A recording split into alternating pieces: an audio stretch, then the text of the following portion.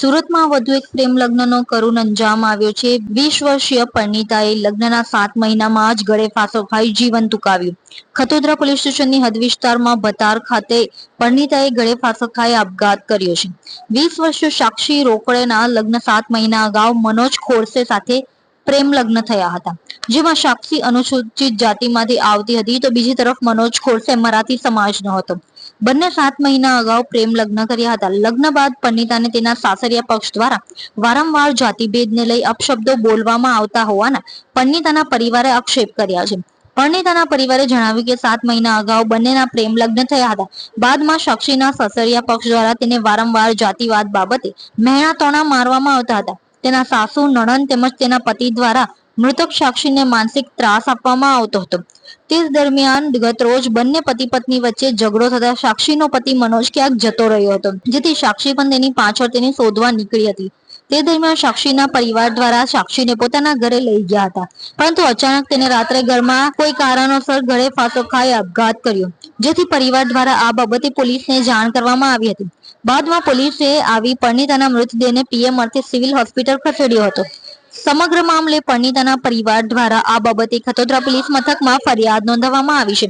સાક્ષી SC સમુદાયમાંથી આવતી હોવાથી લગ્ન પછી તેના પતિ મનોજ ખોરસે અને સાસરિયાઓ તેને સતત માનસિક તથા સામાજિક રીતે ત્રાસ આપતા હતા। જાતિ આધારિત કટાક્ષો તથા દબાણથી પરેશાન થઈને તેને આ પગલું ભર્યું હોવાના પરિવારજનોએ આક્ષેપ કર્યા છે। ખતોદરા પોલીસે યુવતીના પિતા અને પરિવારજનોના આવેદનના આધારે તેના પતિ તથા સાસરિયા પક્ષ સામે એસસી એસટી એટ્રોસિટી અધિનિયમ, આત્મહત્યાની પ્રમુખ ધારા અને ગૌરવચારની લાગતી કલમો હેઠળ ગુનો નોંધ્યો છે। હાલ પતિ અને સાસરિયા પક્ષની ધરપકડ કરવા માટે કાર્યવાહી શરૂ કરવામાં આવી છે। પોલીસ કેસની બારીકીથી તપાસ કરી રહી છે। યુવતીના mobile phone, chats, call record તથા અવાજના ઓડિયો ક્લિપ્સ પણ તપાસના દાયરામાં લેવામાં આવ્યા છે, જેથી આ ઘટના પાછળનું સાચું કારણ બહાર આવી શકે। આપનું નામ? મારું નામ દીપકભાઈ છે। શું ઘટના ઘટી છે અને ક્યાં થયેલું છે? આ સાસનું ઓવરનું નનદનું ત્રાસ છે। કયા વિસ્તારની? બટાર વિસ્તાર। બટારમાં કઈ જગ્યાએ? બટારમાં આ લોકો ટેનામેન્ટમાં રહેતા હતા, એનું ઓવર ઉધનામાં રહેતા। શું ઘટના શું ઘટી હતી? એકચ્યુઅલી એમાં હું છે કે પેલા છોકરીને મારી ભત્રીજી થાય, મારા ભત્રીજીને એ લોકો જાત પરથી ગાળ બોલતા હતા, તું નીચ જાતની છે, તું આવી જાતની છે, આવી રીતે એને ગાળ બોલતા હતા ને ત્રણે ત્રણ મળીને એને મારતા હતા, હેરેસમેન્ટ ટોર્ચર કરતા હતા। કોણ કોણ? એની નનદ, એની સાસ અને એનો ઓવર। કેટલા વર્ષ પહેલા લગ્ન થયેલા છે? આ 7 મહિના પહેલા મેરેજ થયેલું છે, કોર્ટ મેરેજ। તો હાલ એને શું પગલું ભરેલું છે અને ક્યાં થયેલું છે? આ છોકરો અને કાલે ઉધનામાં એ લોકો રહેતા હતા, ત્યાં એમનો હસબન્ડ વાઈફ વચ્ચે કઈ વાત થઈ ગઈ છે, તો પેલી છોકરી એને ગોદવા નીકળેલી હતી અંકલેશ્વર, અને ત્યાં નહીં મળ્યો તો છોકરી અમને સ્ટેશન પર મળી અને અમે એને ઘરે લાવ્યા। તો એને અમે પૂછ્યું તો શું હતું, તો એને અમને કીધું કે મારી સાસ મને જાતિ પરથી ગાળ બોલે છે, તું નીચ જાતની છે, તું આવી છે, અમારામાં મરાઠામાં ચાલતી નથી। પેલા ને એ કહેતી કે આને છોડી દે, ને પછી અમારી છોકરીને મગજમાં એકદમ ટોર્ચર કરતા હતા, એટલે અમારી છોકરીને અમે ઘરે લાવ્યા, તોય અમારી છોકરી કે મારે એના હાથે રહેવું છે, પણ અમારી ઘરે અમે બધા હોઈ ગયેલા હતા અને મારા છોકરીએ રાત્રે ફાંસો ખાઈ લીધો।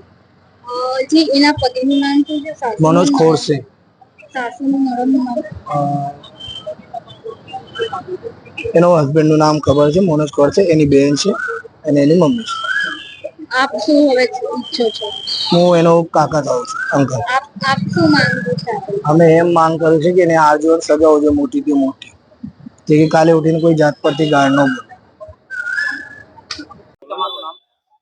दिगंबर रोकड़े। तो घटना बनी और लड़की के साथ अत्याचार हो गया सर। क्या हुआ? जातिवादी पे छेड़छाड़ कर रहे थे। क्या हुआ? क्या बोल रहे थे जातिवादी पे? तू नीच जाति के, मुझे नहीं मांगता है। शादी करने के समय इसको नहीं समझा गया। कौन ऐसा बोल रहा? उसका पति, उसकी ननद, उसकी सास। पहले नहीं बताया गया? पहले उसको मालूम नहीं था कि ऐसा शादी होने के बाद जातिवादी छेड़छाड़ न करना, इसलिए उसने ऐसा कदम उठाया। लड़की ने अपने घर पे वो लड़का छोड़ के गया था सर, वो उसको ढूंढने गई थी, वो नहीं मिला, वो फिर हम लोग लेके आए, मेरे घर पे आते हैं।